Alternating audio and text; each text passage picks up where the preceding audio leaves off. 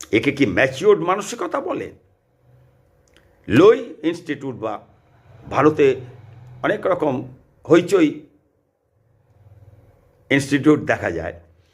তা কোনো লোই ইনস্টিটিউট বা হইচই কোনো ইনস্টিটিউট ঢাকঢোল দামামা পিটিয়ে কাকে সুপার পাওয়ার বলল, বা কাকে মিডল পাওয়ার বা মাইনর পাওয়ার বলল, আর কাকেই বা মেজর পাওয়ারের তকমা লাগিয়ে দিল, বা কাকেই বা দুর্বল দেশ বলে ঘোষণা করে দিল, বা কোনো ব্যবস্থাই নিতে পারেনি? দুর্বল নেতৃত্বে ভারত এরকম নানা রকম তকমা লাগিয়ে দিল। তাতে কি প্রমাণ হয় সেই দেশ সত্যি সত্যি শক্তিশালী কিনা বা দুর্বল কিনা? তাতে প্রমাণ হয় না সেই দেশ সত্যি সত্যি দুর্বল কিনা বা শক্তিশালী কিনা।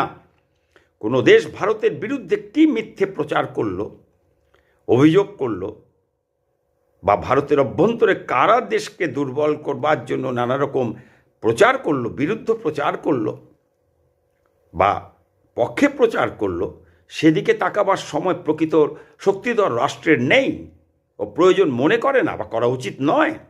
এই একবিংশ শতাব্দীতে এসে স্বাধীনতার ৭৮ বছর পরেও এত বিদেশি শত্রু দেশের দ্বারা দেশ এতবার আক্রান্ত হওয়ার পর, মুঘলদের দ্বারা ৩৩০ বছর এবং ব্রিটিশদের দ্বারা ২০০ বছর শাসনের পরেও ভারতকে সুরক্ষা নিয়ে শক্তির বিচারে কারো সার্টিফিকেটের ওপর নির্ভর করতে হবে, কারো প্রশংসার ওপর নির্ভর করতে হবে, বা কে কাকে প্রশংসা করলো না বা সার্টিফিকেট দিল না তার উপর নির্ভর করতে হবে কেন?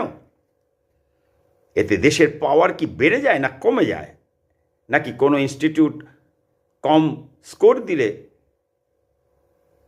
বা বেশি দিলে শক্তি কমে যায় বা শক্তি বেড়ে যায়?